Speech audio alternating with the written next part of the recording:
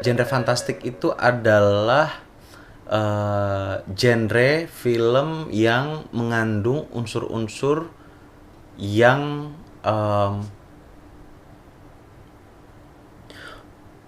overblown reality gitu kali ya. Jadi not realistic tapi overblown reality.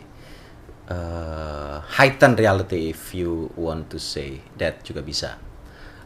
Yang umum itu pasti ada genre action, ada genre film fantasi, thriller, horror, itu masuk ke traditional apa namanya, science fiction juga termasuk ke dalam genre fantastik. Tapi ada juga film-film drama yang mengandung unsur-unsur yang overblown reality juga bisa masuk ke genre fantastik. Jadi batasannya udah nggak jelas sekarang karena banyak sekali orang mencoba untuk bikin sesuatu yang tidak biasa. Kayak gue misalnya, gue film buff dan gue udah banyak nonton film, dan gue kepingin kalau bikin film tuh gue sebagai penonton yang gampang bosen dengan hal yang biasa juga terpuaskan. Jadi kalaupun gue bikin film drama kayaknya ada unsur-unsur fantastiknya juga di situ.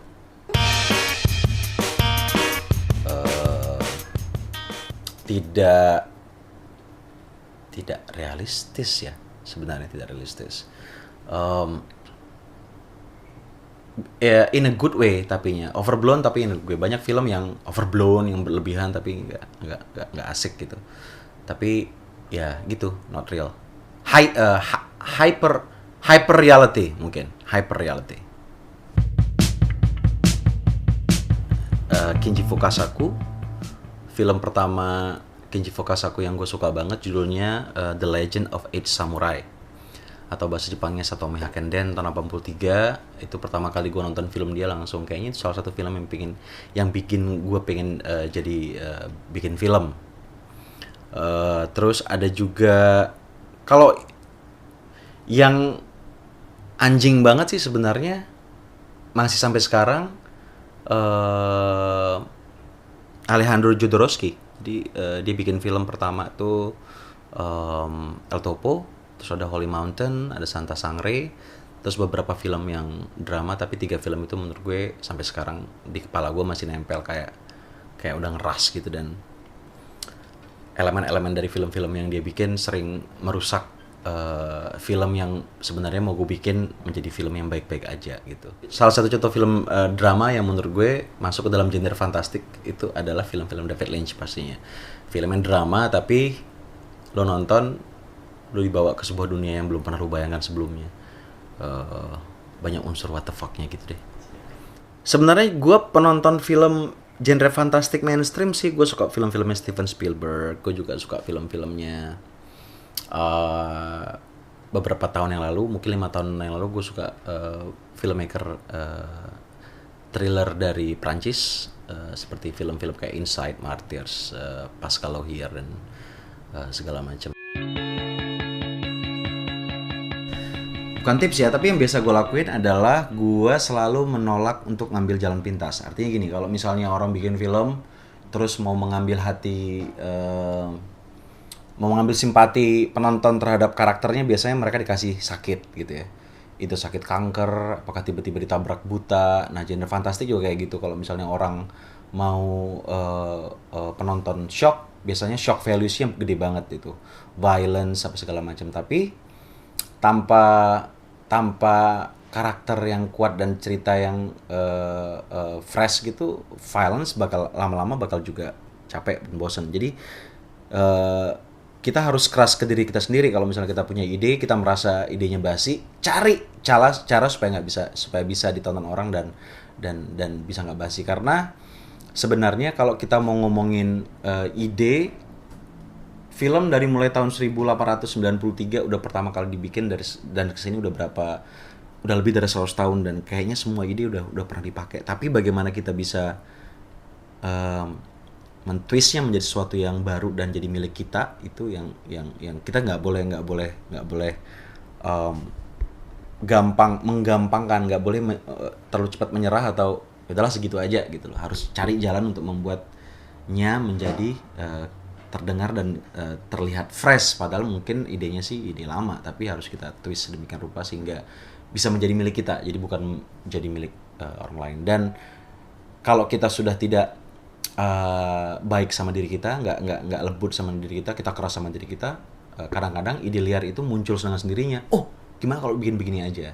Tapi kalau misalnya kita sampai sini udah, ya udah segitu aja deh, pasti ya udah segitu aja. Tapi kalau di-push nggak nih, kurang, push, begitu itu dinding jebol, udah nggak ada lagi batas pikiran, pemikiran bisa muncul ide-ide yang gila sih, menurut gue itu. Kalau misalnya kita bikin film kan sebenarnya gini, ada kecenderungan dari kita sebagai filmmaker atau pembuat cerita, penulis skenario atau saudara itu untuk membuat film kita tidak biasa.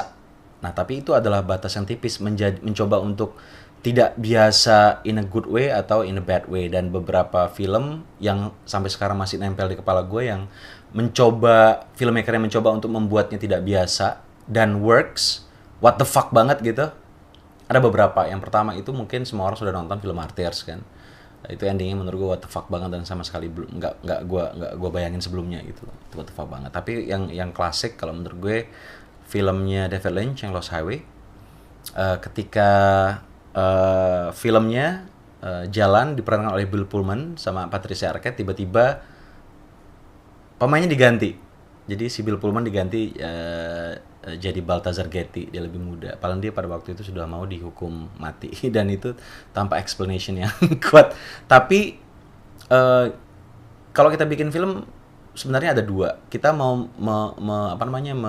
menganggap penonton film kita for the story, berarti kita memilih elements of surprise-nya juga yang masih bisa diterima. Tapi ada juga beberapa film yang men-treat penonton itu menonton filmnya seperti melihat lukisan, jadi tidak bisa diterjemahkan secara harafiah, which is menurut gue seorang filmmaker yang selalu membuat filmnya seperti lukisan dan tidak bisa diterjemahkan secara harafiah, ya si David Lynch salah satu contohnya filmnya Lost Highway. Itu ketika gue nonton what the fuck banget, what the fuck gitu, tapi in a good way. Gue nggak merasa tertipu dan gue mau ngikut aja dibawa kemana sama filmmakernya. Terus contoh film yang dari segi twist sebenarnya biasa tapi somehow it work, ini salah satu film yang memulai French New Wave ya, thriller, High Tension atau Haute Tension, si Alexander Aja Pak Aha sih.